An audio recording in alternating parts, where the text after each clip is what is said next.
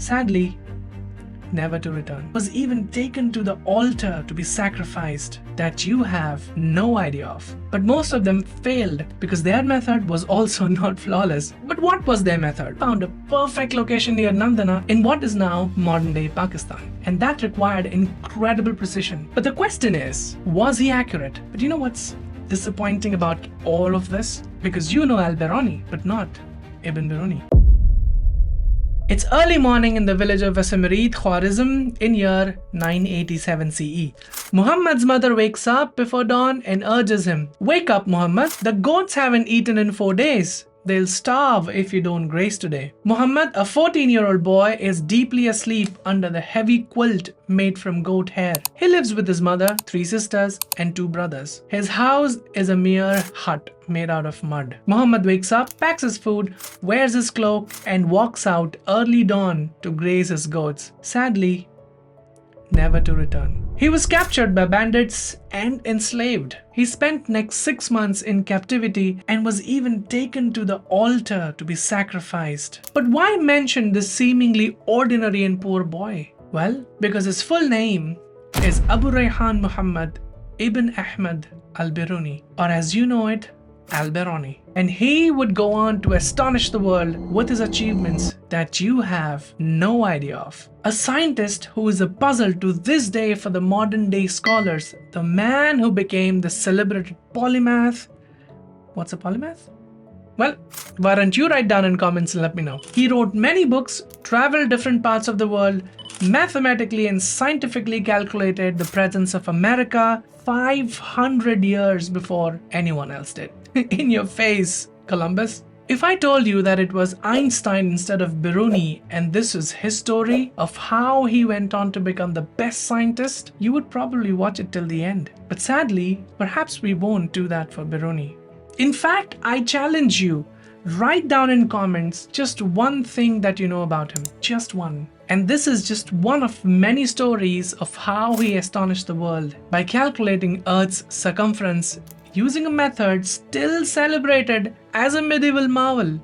And he did that 1,000 years ago. And before we move forward, I want to ask you a quick question. Are you looking to form a connection with Allah? If yes, then you know the best way to do so is Quran. There are so many of us who dream of writing Quran one day. What if I were to tell you that you can start writing Quran within minutes? How, you ask? This is where our Tracing Quran ebook comes in. What is Complete Quran ebook? This is an ebook with grayed out ayah which you can write on using pencils and pen whenever you want. This ebook is based on Uthmani Quran, which means it is 100% authentic. You or your children or your sisters or anyone in your family or friends can write Quran the moment you order it. Because this is an ebook, it comes with 100% flexibility of printing whenever you want, however you want, how many ever times you want. Let's say you want to write Surah Yasin 5 times. That is possible with our Tracing Quran ebook.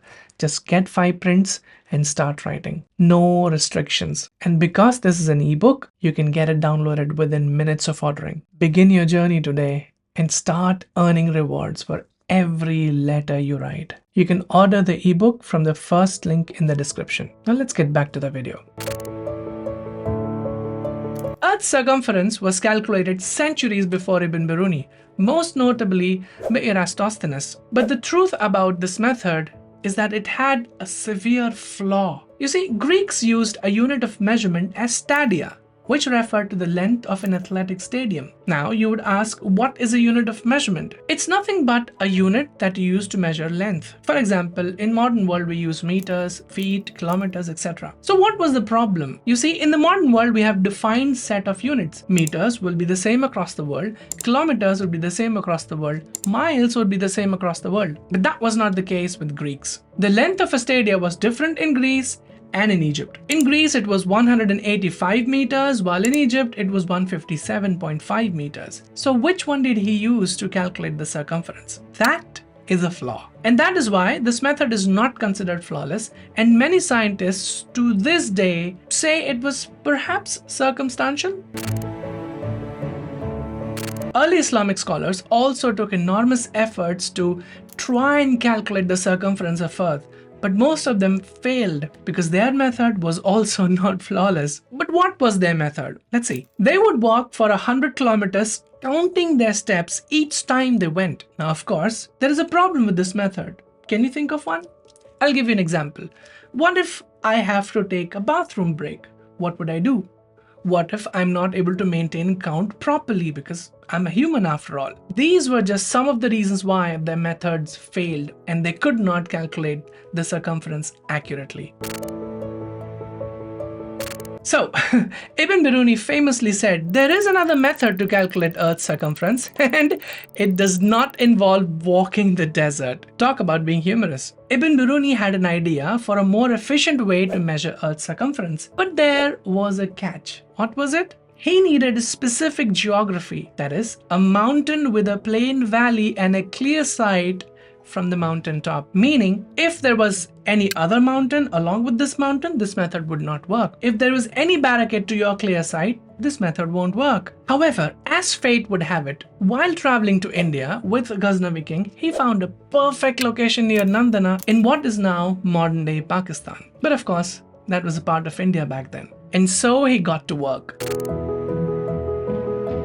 If you don't believe me, Biruni was the best and was way ahead of his time, this will change your opinion. However, this is very tricky, so listen carefully and move to the next point only if you understand the current point. Otherwise, there's the video again. Al-Biruni climbed that mountain with an astrolabe and a plumb line. Now, once at the top, he measured the angle of dip from the peak to the horizon. This angle was just half a degree and that required incredible precision. But Biruni was an expert in geometry and he applied his knowledge effectively. Now imagine the Earth as a circle. With Biruni's mountain at one point, he measured the dip of the horizon, creating a right angle triangle by drawing two lines, one from the mountain peak to the Earth's center and the other touching the horizon. Knowing the angles were the same and using the height of the mountain, he calculated Earth's radius. By multiplying this radius by 2, he found the circumference of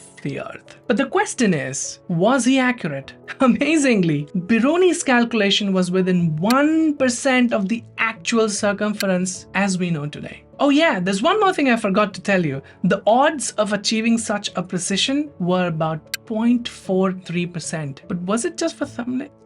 Okay, that's just for thumbnail, I guess.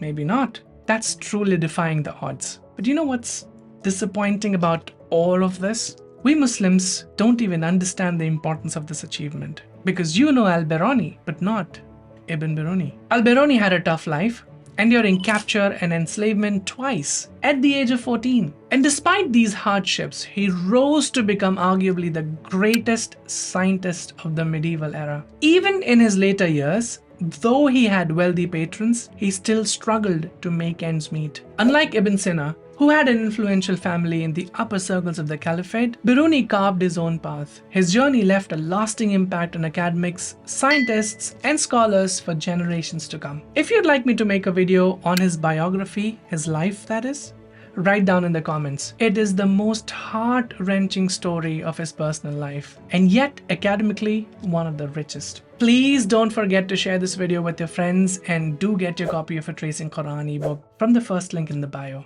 I'll see you in the next one. Assalamu alaikum warahmatullah.